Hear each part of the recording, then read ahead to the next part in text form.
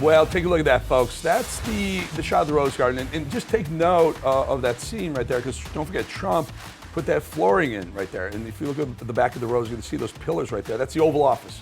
So that's where Trump spends the Resolute desk. And off to the right, that's the colonnade where it attaches the Oval Office to the actual White House. And this is all in support, and just waiting for President Trump to come out and award posthumously Charlie Kirk the Medal of Freedom.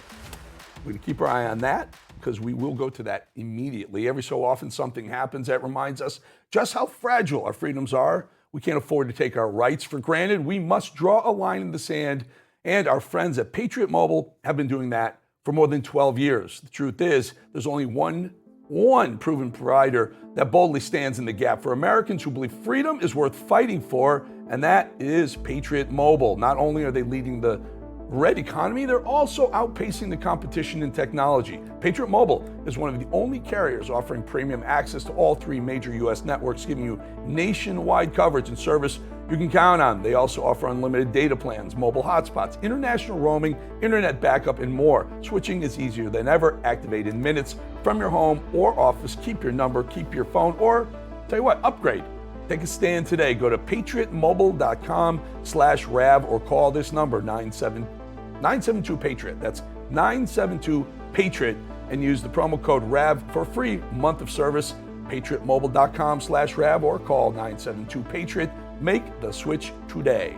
All righty, folks, as we said, President Trump is posthumously awarding Charlie Kirk the Medal of Freedom today. His wife, Erica Kirk, will be receiving the award. But joining me now, CEO and editor-in-chief of Just the News, No Noise, Mr. John Solomon. John, good to have you with us on this very, very important day, especially for Charlie, for turning point USA, for young people, and for the Real America's Voice family. John, go ahead.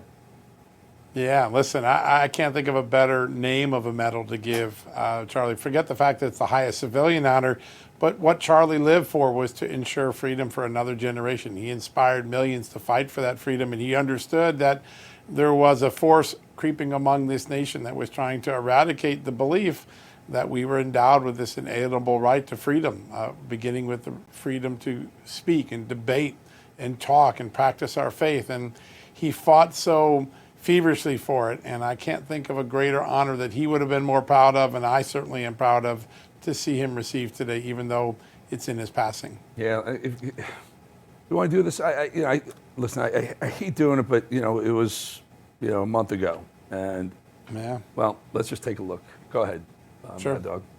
You guys have got we you got it. I'm going to look at our fearless leader, Rob Sigg, who is looking at him, pacing back and there forth to tell us he's passed. Am I hearing this, control room? It's right. It's Solomon put it up. It's on Just the News. Oh, then it's They're reporting. John Solomon's reporting on Just the News that he's passed. Yes, is this what I'm hearing? Yes, can I get it here? Yes. Yes. Wow, right here, Rav, at this moment, guys. And what happened was we came up on the show. Charlie had been shot. There was word that he was in intensive care, but had a heartbeat till that moment right there. But give me one more. Just take a look real quick. I know I hate to do this back to back, but just watch the next soundbite real quick. You're reporting Charlie has passed. Tell us what you know, John. Yeah, I've talked to multiple officials in the United States government and 2 personal friends, but he passed a short while ago. Wasn't able to survive the blood loss from the wound to his neck. There'll be some announcements soon, is what I'm told. And then we'll have to sort through what happened today, who's responsible, and try to understand how something so senseless could occur. We need to rally around his family and his friends who are going to be devastated.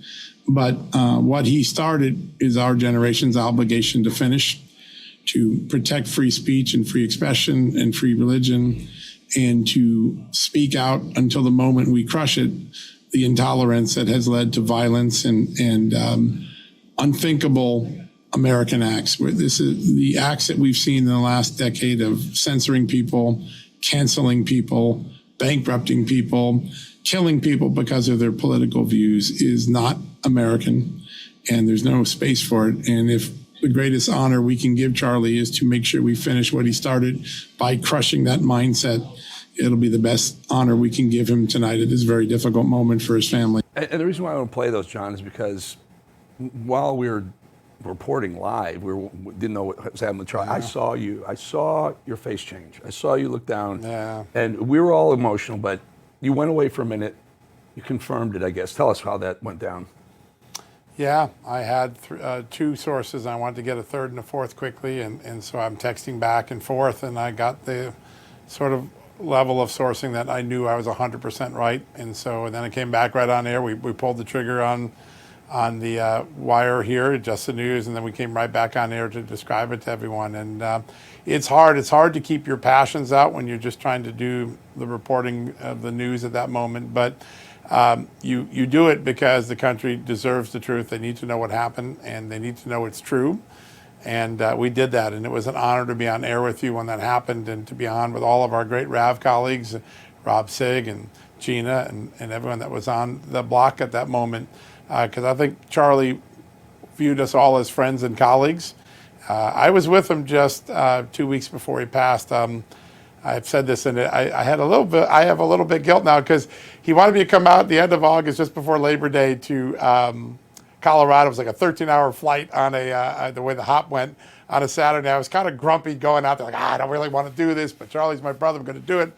And I got there, and I realized how special a moment it was, not knowing what would happen to Charlie, but we just started talking, and his passion, his intellect, his view of what was going on in the world was so 30,000 foot. It was so amazing. And an event that I went in kind of dreading, like, I don't want to go on a long trip and waste the whole weekend, I left energized. And I think that was what Charlie always did. He always brought a joyful warrior out in you, and he could see what was going on. And so we're on stage, we're talking, and I'm talking about the war on truth and why this was an effort, we're in a fight to save our country. And he corrects me on stage in a classic way, and he was so right. He said, John, we're not just in a fight to save our country, we're in a fight to save Western civilization. And his ability to see that the moment we were in was as relevant to America as it was to Great Britain or Israel or Brazil or any other country that's going through the hatred and the intolerance that we now see in the world.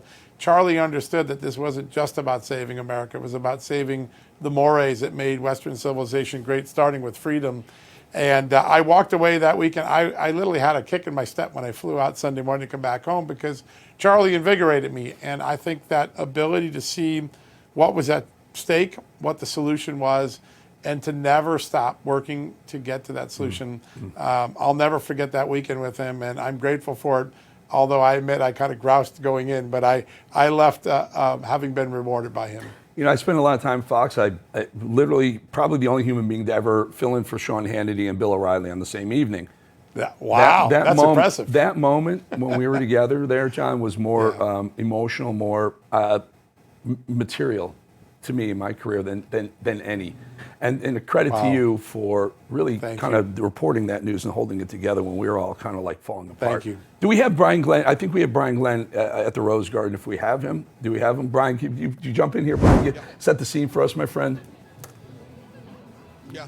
Well, hey, Eric, glad to be here in the Rose Garden. And I was just mentioning to a colleague next to mine, this is the first time I physically have stood in the Rose Garden since it's been paved, and I wish we had a good start. Matter of fact, Mason, do us a favor real quickly. Pan down and let's show the ground as we stand here. Now, this, like I said, this is the first event that I've been out here with it being remodeled, but as you can see, they replaced the grass with this good-looking surface here, and even with the drains, if you look at what they've done, let's look down here for a second.